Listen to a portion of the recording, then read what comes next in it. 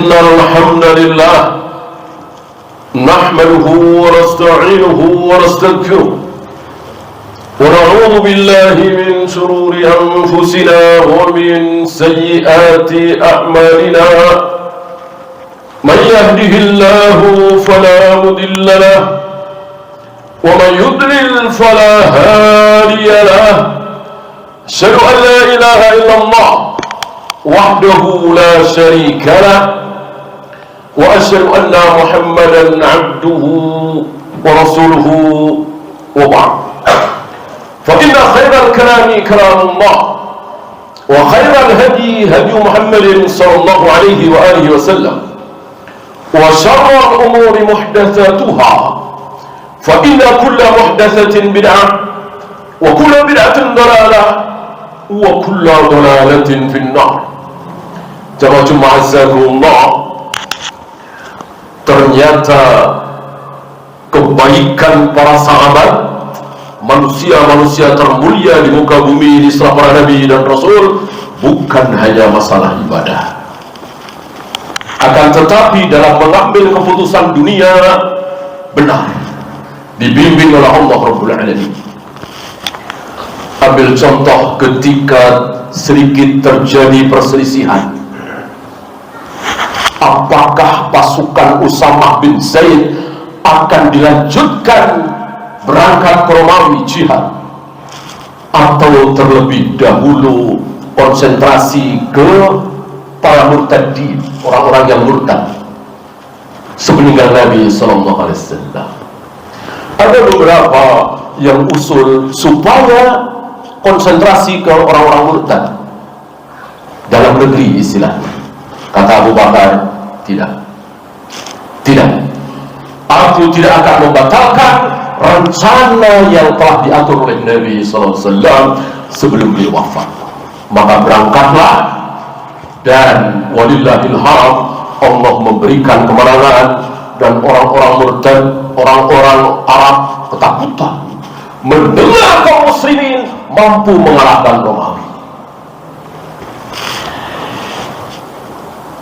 Ketika para sahabat dicaci, dihina, dipukuli, disiksa 13 tahun pertama di Mekah, adakah para sahabat yang melawan? Tidak ada.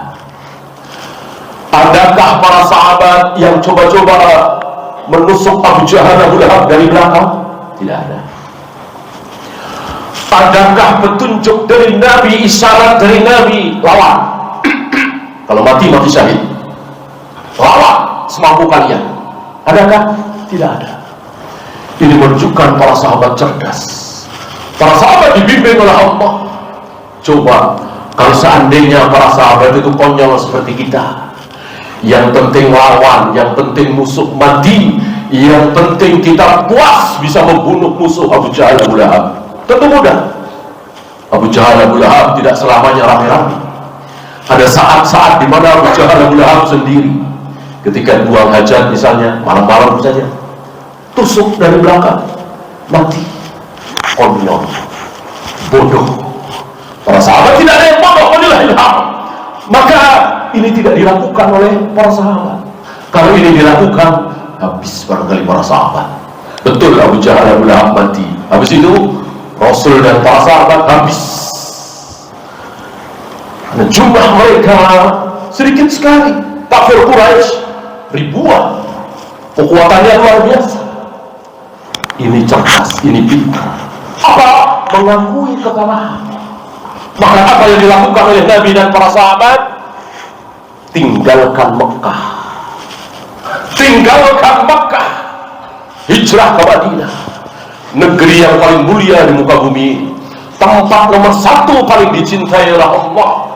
Salat di situ 100.000 kali lipat dibanding salat di tempat lain. Ditinggalkan oleh Nabi alaihi salatu wassalam, manusia termulia di muka bumi ini.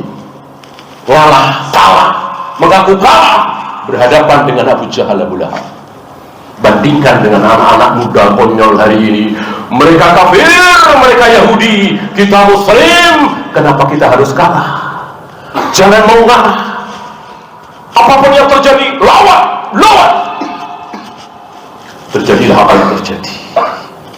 Entah sudah berapa puluh tahun 1-2 Yahudi mati ditusuk dari belakang.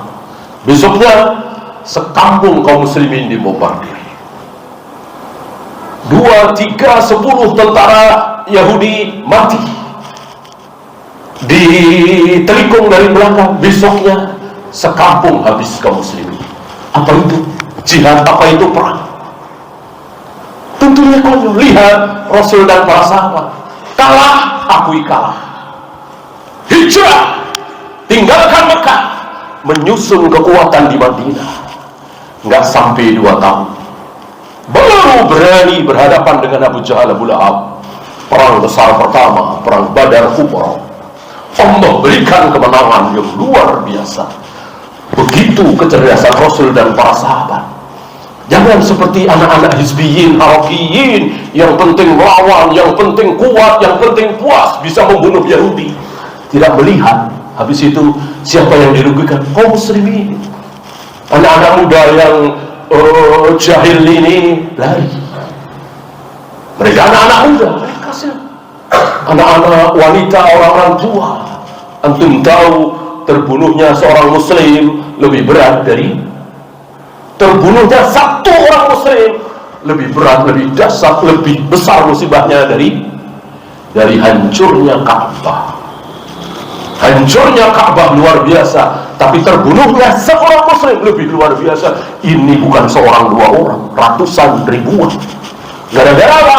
Gara-gara kejahilan sebagian anak-anak muda kaum muslimin. Aqulu qawli hadza astaghfirullah li wa lakum.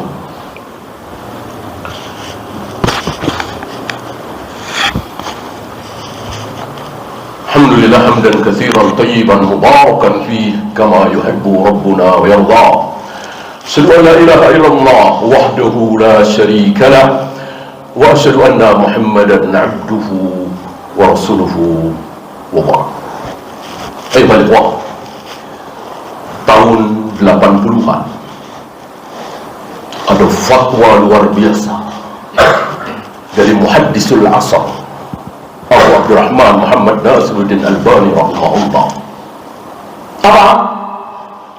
Wahai kaum muslimin Palestin, daripada kalian hampir setiap hari diinjak-injak oleh Yahudi, direndahkan oleh Yahudi, sholat berjamaah sulit, Masjidil Aqsa terkepung, dan seterusnya, hijrahlah, hijrahlah.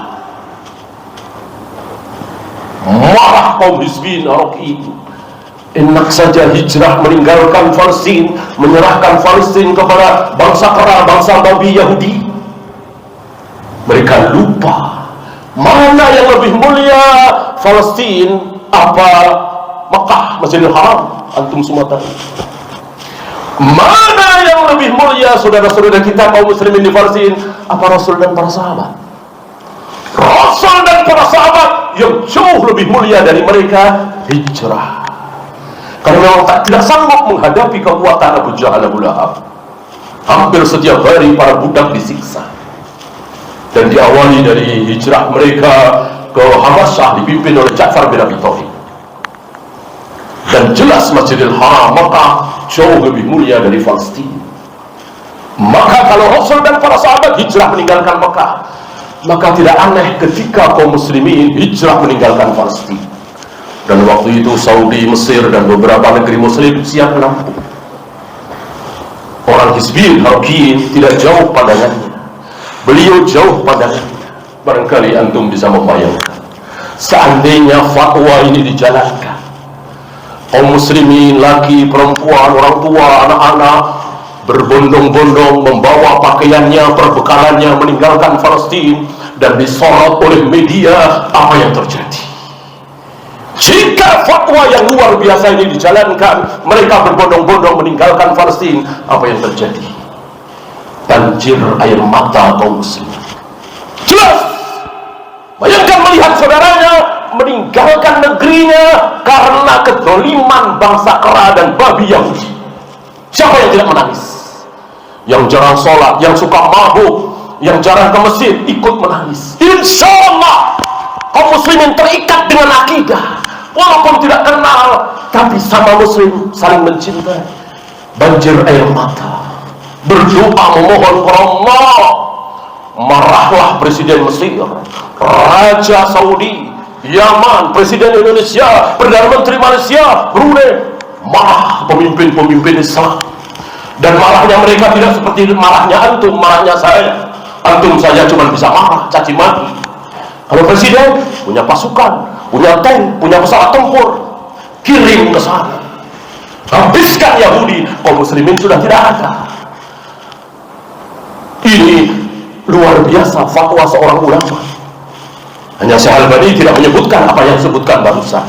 Beliau cuma berfatwa, wahai kaum muslimin, tinggalkan Palestina, sayangi nyawa kalian.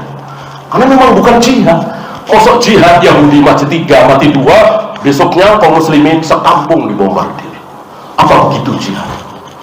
Betul-betul tidak seimbang. Maka harus diakui kekalahan itu. Nah, lihat, kaum hizbin halkiyin tidak mau mengakui kekalahan. Apapun yang terjadi, saat ini puas. Mereka mati 300, 400, 500, besoknya ribuan kaum muslim. Tidak seperti itu cara jihad Rasul dan para sahabat. Allahumma salli ala Muhammad wa ala ali Muhammad kama sallaita ala Ibrahim wa ala ali Ibrahim innaka Hamidum Majid. Allahumma ighfir lil muslimina wal muslimat wal mu'minina wal mu'minat al ahya'i minhum wal amwat. Rabbana la tuzigh qulubana ba'da idh hadaytana وهب لنا من لدنك رحمة إنك أنت الوهاب. ربنا آتنا في الدنيا حسنة وفي الآخرة حسنة وقنا عذاب